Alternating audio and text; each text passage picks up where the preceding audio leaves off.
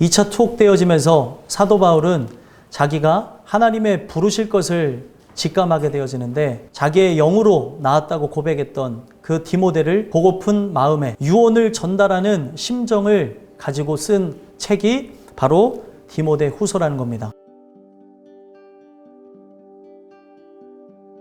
우리는 이 디모데 후서를 보면서 이 땅에 남겨진 자들이 해야 될 게 무엇인지 생각해 볼 필요성이 있다는 거예요. 이 땅에 남겨진 자라고 한다면 우리의 직무를 다해야 될 것을 이야기를 하고 있다는 겁니다. 자, 사도 바울이 지금 영적 아들 디모데와 또 디모데에게 주는 이 말씀을 토대로 해서 일어날 자들을 향하여서 엄히 명한다. 이 엄히 명한다고 하는 거는 절대적인 명령을 얘기하고 있어요. 근데 이 절대적인 명령의 힘이 누구로부터 오는가 봤더니 하나님 앞과 예수님 앞에서 일어나야 될 예수님의 강림을 의지하면서 주는 말씀이었다는 거예요. 살아있는 자와 죽은 자를 심판하실 그리스도 예수 앞에서. 살아있는 자라고 하는 그 의미는 이 땅 가운데 예수와 연합함으로 육은 죽고 영이 새 영을 통해서 살아나게 되어진 자. 언어의 의미로 보니까 죽은 자는 시체를 상징합니다. 이미 죽어있는 상태의 사람인 거죠. 하나님의 진노가 머물러 있는 사람. 그래서 심판이라고 하는 단어가 구별한다는 거예요. 그래서 반으로 나눈다는 의미가 있는 거죠. 그러면 그 명령의 그 끝이 어디를 향하고 있는지, 그 명령이 무엇인지 살펴보면 말씀을 전파하라는 거예요. 때를 얻든지 못 얻든지 항상 힘쓰라. 때라고 하는 단어는 시간을 의미하는 거고 기회를 의미하는 단어로 카이로스라는 단어에서 왔습니다. 그래서 카이로스라고 하는 거는 상대적인 시간 그리고 순간, 특별한 때를 의미하는 거예요. 때를 얻는다는 거는 유카이로스라고 합니다. 좋은, 좋다라는 유라고 하는 단어와 카이로스라고 하는 단어가 합쳐지게 되면서 좋은 때, 좋은 기회를 의미하는 거예요. 바로 하나님이 우리 인생에 개입하시는 그 순간이 바로 유카이로스라는 거예요. 이 유카이로스의 시간이 오지 않으면 우리의 삶은 어떤 시간이냐면 크로노스의 시간이라는 거예요. 크로노스의 시간은 어떤 거냐면 절대적인 시간, 흘러가는 그 흐름의 시간을 바로 크로노스라고 하는 거예요. 유카이로스의 시간을 경험하지 않으면 여러분들과 저는 살았으나 죽은 존재로 살다가 심판받는 존재가 되어진다는 거예요. 이 순간이 하나님이 역사하시는 순간이라고 내가 생각이 들지라도 또 혹은 안 들지라도 항상 힘쓰라는 거예요. 항상 힘쓰라. 무엇 위에 서다라고 하는 그 메시지에서 왔거든요. 말씀을 증거하는 삶 위에 서 있는 것. 항상 그것을 체험하고 살아가는 것이 하나님이 바라시고 원하시는 삶이라는 거예요. 범사에 오래 참음과 가르침으로 권하라. 오래 참는다고 하는 것은 예수께서 오시는 그날까지 그리고 내 생명이 끝나는 그 순간까지가 오래 참음이에요. 하나님이 개입하시고 여러분들을 구원하신 걸 경험한 사람이라고 한다면 아직 경험하지 못한 자, 또 이탈하려고 하는 그 사람들에게 어떻게 하라는 거예요? 가르치라는 거예요. 권한다는 게 가까이서 부른다. 궤도를 이탈한 자들을 부르는 게 뭐예요? 권하다, 권면한다는 거예요. 경책한다는 게 죄를 깨닫게 하는 거예요. 경계하면서 권한다는 건 힐난하게 꾸짖다, 비난하다. 지금 하나님의 은혜로 살아야 될 그 사람이 하나님의 그 은혜를 무시하고 다른 길로 나갔기 때문에 비난하라는 거예요. 벗어난 자들을 다시 하나님의 초청으로 들어와, 은혜 안으로 들어와 이 땅 가운데 예수가 오실 때까지 정진하는 삶을 그들에게 계속해서 제공해 나간다는 겁니다. 이 카이로스의 시간이 또 특별하게 임하면서 마지막 때가 이를 것을 얘기합니다. 그 마지막 때에 적그리스도가 출현할 것을 얘기합니다. 그러면 적그리스도가 왜 출현되어지도록 하나님이 그 특별한 순간, 그 특별한 시간이 왜 임하는가 하고 봤더니 주 예수가 등장하실 것이기 때문에. 사람이 바른 교훈을 받지 아니하며, 바른 교훈은 뭐예요?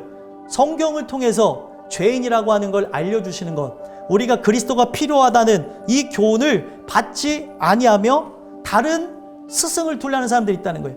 귀가 가려워서 그렇다는 거예요. 나의 귀를 자극하는 어떤 소리가 있음을 얘기하는 거죠. 아직 성정이 변하지 않아서 죄가 내 안에 들어왔기 때문에 다른 소리가 들려지기 시작하는 거예요. 육신의 정욕, 안목의 정욕, 이생의 자랑이 계속 올라와서 인간이 복음이 아닌 다른 소리를 사랑하게 만드는 거죠. 모든 일에 신중하여서 직무를 감당해야 된다는 거예요. 신중이라는 이 단어를 봤더니 분별이라는 단어에서 왔어요. 이게 하나님의 뜻이 맞는가? 하나님의 뜻이 아닌가 살펴봐야 된다는 거죠. 전도자의 일을 하며 직무를 다하라, 그렇게 얘기합니다. 좋은 것을 갖고 사람들에게 파송받은 사람, 직무는 바로 시중을 들다라는 단어에서 왔어요. 그 주인의 뜻대로만 움직이는 게 바로 여러분들의 직무, 저의 직무라는 거예요. 구원받은 자로서의 삶을 살아가고 있는 자라고 한다면, 유카이로스의 삶이 계속 지속되어지는 여러분들의 삶이라고 한다면, 그러지 못한 사람들, 크로노스의 삶을 살아가면서 수고와 슬픔과 눈물을 흘리는 사람들에게 일깨워주는 거예요. 전제와 같이 내가 벌써 부어지고, 전제라는 게 중요한 건데, 전제가 뭐냐면 어떤 재물을 흔들어서 바치는 제사를 전제라고 합니다. 그 재물을 구별하고 하나님 앞에 바치는 의미로 포도주를 붓는다는 거예요. 벌써 부어지다라고 하는 이 의미가 어디서 왔냐면 생명과 피를 소비하다, 소진하다, 그것을 토대로 해서 헌신하다. 사도 바울이 자기의 생명과 피를 부어가면서 소진하면서 자기의 일생을 예수를 위해 살았다는 걸 얘기하는 거고, 사도 바울이 주 예수 그리스도의 그 은혜를 통해 회심하고 자기의 삶을 완전히 헌신하는 것으로 디모데가 탄생했고, 디모데와 같은 하나님의 사람들이 탄생했다는 걸 얘기하는 거예요. 복음은 바로 그런 거예요. 내 직무를 다함으로 나의 삶을 헌신함으로 누군가를 세운다는 거예요. 디모데와 지금 구원받은 사람들을 만들고 한 얘기죠. 나의 떠날 시각이 가까웠도다. 특별한 시간이 왔어요. 누군가를 지금 완전히 세워놨기 때문에 자기는 이제 죽어도 여한이 없다는 것을 표현한 첫 번째 뜻이기도 하고요. 자기가 사형당할 것을 직감하면서 지금 떠날 시각이 되었다는 거예요. 왜 특별한 순간, 특별한 시간이라고 얘기했겠어요? 자기가 죽은 것으로 끝나는 것이 아니라 이제는 영생을 선물로 받을 그때가 왔기 때문에, 가까웠다는 이 단어와 아까 2절에 항상 힘쓰라는 단어가 똑같은 단어예요. 위에 서다라는 단어. 이제 자기는 죽음의 문턱에 서 있다라는 거예요. 자기는 복음 위에 세워져서 평생을 헌신하면서 살다가 마지막에 자기가 서게 되는 게 뭐예요? 죽음이라고 하는 특별한 시간 앞에 이제 다다르게 되어졌다는 거예요. 나는 선한 싸움을 싸우고, 여기서 얘기하는 거는 경기를 통한 승리를 의미하는 싸움을 얘기하는 거예요. 하나님 보시기에 좋은 것, 그게 선한 거예요. 사도 바울 또한 처음에는 한 마음을 갖고 있었습니다. 세상을 사랑하고 죄악대로 살고픈 마음. 그러다가 하나님이 개입하셔서 두 마음이 생겨나게 되어진 거예요. 그 두 마음이 계속해서 공존하고 싸우는 그것을 통해서 성령의 충만함을 통해 어떻게 되어진 겁니까? 한 마음으로 되어졌다는 거예요. 그 한 마음이 무엇이에요?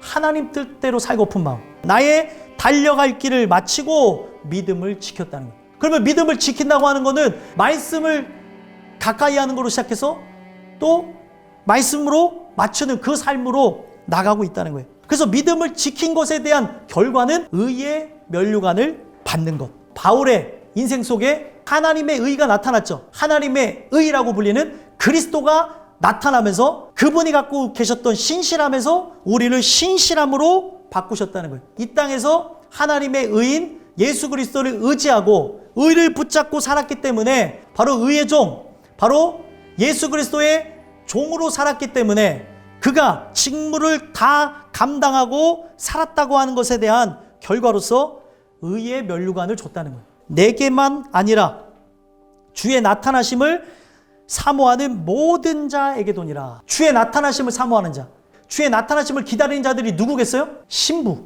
오늘 이 디모데에게 줬던 이 유언이 여러분들에게 동일하게 입혀지게 되면서 그 예수를 기다리는 거에, 그 예수를 만나는 거에 소망하며 나가는 그런 귀한 은혜가 여러분들에게 있게 되기를 간절히 소망합니다.